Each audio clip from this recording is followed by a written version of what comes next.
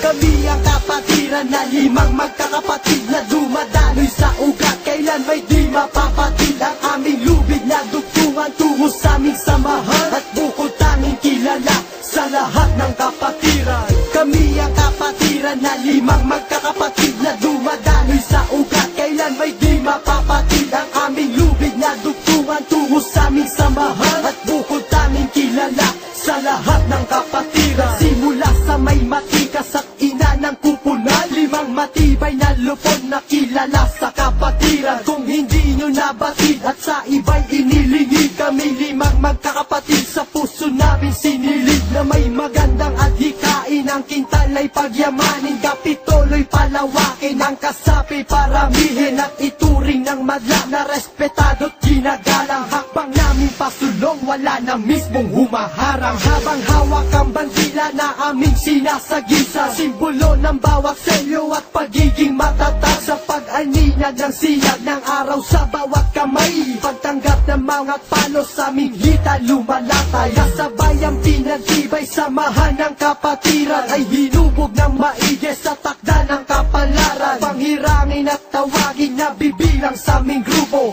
daan upang makilala na brad ng mga singko.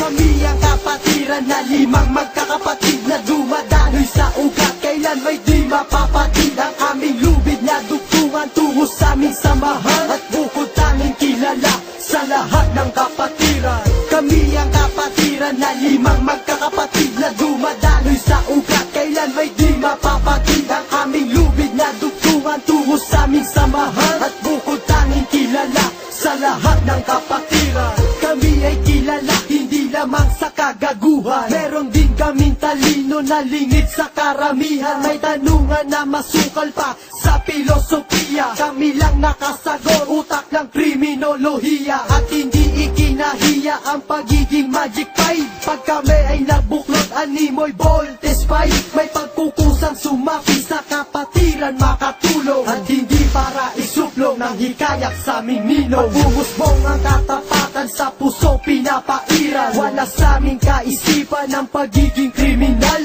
Kami ay marangal sa aming diwa, may dangal na taliwas sa karamihan, kamalian ang pula. Sa paglikha ng diwas to ay laging dinidiskita, sa paggawa ng kabutihan ay hindi nababatid. Dinunggol na ang paniwala sa utak na kumikitid, may talentong makikita sa limang magkakapatid.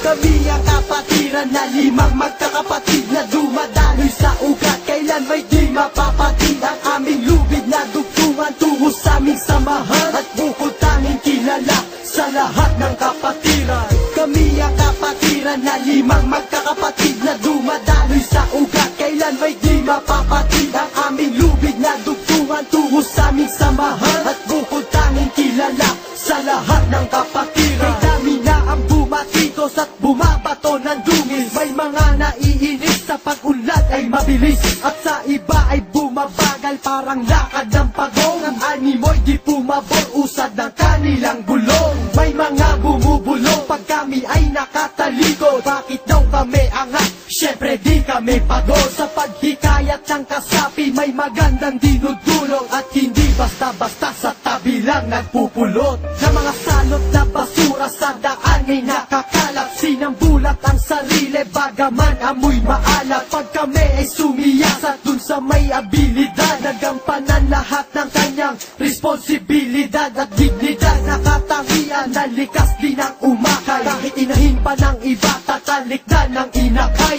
at muling magsimula mula sa maliit na lintid at ganap na mapabilang sa limang magkakapatid.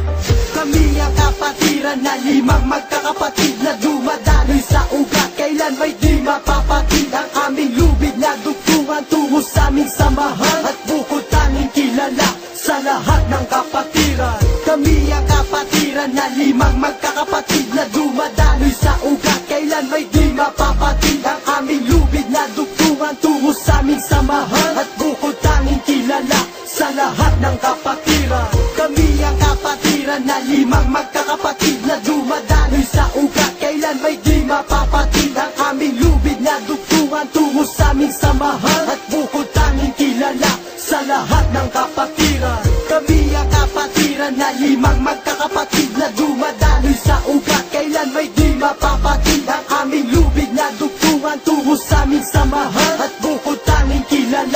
sa lahat ng kapatid